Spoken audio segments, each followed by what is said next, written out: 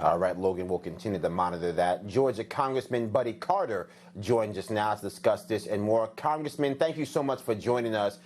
Do you think that Minority Leader McCarthy made the right decision here, putting the pressure on Speaker Pelosi to put up or shut up if she truly means that this process should be above politics and really be in the best interest of America?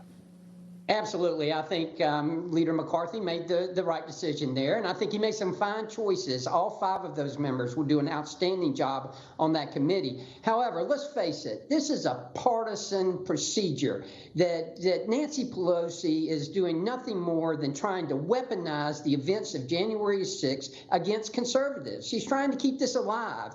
If they really want to investigate something, why don't they investigate in a bipartisan fashion the origin of COVID-19?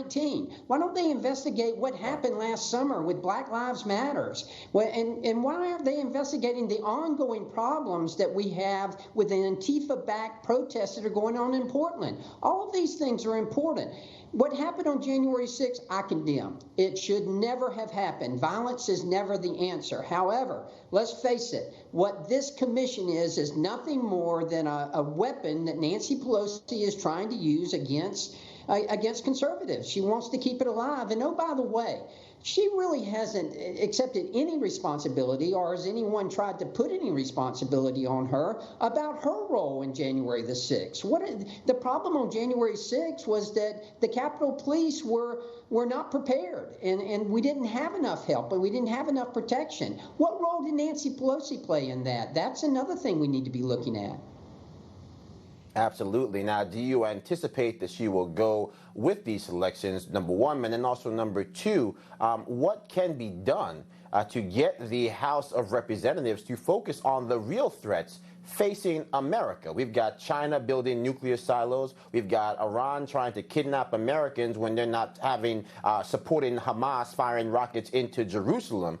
It seems as if America is under siege. Our allies are under threat. And the House of Congress wants to deal with people who have already been arrested, indicted, and are awaiting prosecution. Absolutely. Again, this is nothing but partisan politics. The Democrats are concentrating on trying to get reelected in the next 2 years. They're not paying attention to what really needs to be paid attention to. And another thing, and all those things that you mentioned are extremely important. We should be focusing on this. What about Cuba? What about what's going on in Cuba right now? That's certainly something that we in the Republican conference are extremely concerned about. I mean, I'm so proud of the fact that the Cubans are holding American flags. What does that say? What does that say to us? That says that they want capitalism. They want what we have. And it's such a great feeling to know that those people who have been suppressed for so long want that. And it makes you just appreciate the freedoms that we have here in the United States. And here we have a speaker who is intent on just weaponizing an event that all of us can have condemned. What happened on January 6th, I have said repeatedly, was one of the saddest days of my life. I've never had a sadder day up here in Washington, D.C. than what I had on January 6th. It also infuriated me. It made me angry that this took place. It was a mixture of sadness and of anger. And I will tell you, just rehashing it is not going to do us any good. There are other things we need to be concentrating on right now. We need to be concentrating on the origin of COVID-19. We need to be concentrating on what happened with Black Lives Matter and what happens with Antifa and all of those things. But don't forget where our focus should be, and that is on the world events that are taking place. What's happening in Israel right now, what's happening with Iran, that's extremely important for our future. Absolutely. You talk about the hacks that are occurring by Russia. Again, over 17 countries that were compromised, 1,000 companies, 200 U.S. companies. Again, America is at risk. But talking about those core American institutions and freedoms we take for granted, want to pivot our eyes to your home state, the state of Georgia. Georgia's Secretary of State Brad Raffensperger is demanding that 2 of Fulton County's top election officials should be fired immediately for the county's past election problems. elections. What are you thinking here? We had Rob Pitts, the chair of the Fulton Board of Commissioners, fired back against Raffensperger, saying it's all politics. Quote, he's engaged in a desperate high-wire act to appease the believers of the quote-unquote big lie, whose votes he needs to hold off a primary challenger after declining to cave to the demands and overturn the results of our free and fair election.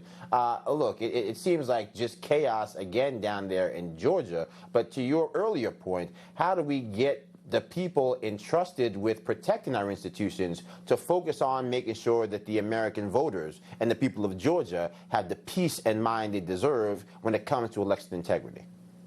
You just hit the nail on the head. It's all about confidence in our voting system. Look, I'm not here to take up for Brad Raffensperger. He could have and should have done much more than he has done up to this point. But I do applaud him for calling for the removal of these election officials in Fulton County. And I applaud Speaker Ralston as well as President Pro Tem Butch Miller for their role in the letters that they have sent demanding that these two election officials be removed. Fulton County has been a problem for years. Over and over, it's been a problem, the election system there, and people don't have confidence in it. That's why we need a clean slate. That's why these two commissioners, these two administrators need to be removed, and I hope they will be removed. I mean, after all, they admitted that there were some 200 votes that were scanned twice in the initial vote, and then they finally called it in the recount. We also called, and the citizens sued to have over 147,000 absentee ballots looked at. That was stopped by the courts. Look, it's hard to have confidence when all this is going on. We have to stay focused on our mission, and that mission is fair elections where every legal vote is counted and no illegal votes are counted. That's why I applaud the Georgia State Legislature for their passage of the Election Integrity Act, which is going to make voting easier and cheating harder. Absolutely. Well, we appreciate you, Congressman Buddy Carter. Election integrity matters, but also access matters. You can't have one without the other if your goal is to have the American people trust in our electoral process. We'll talk to you again soon, Congressman. Thank you.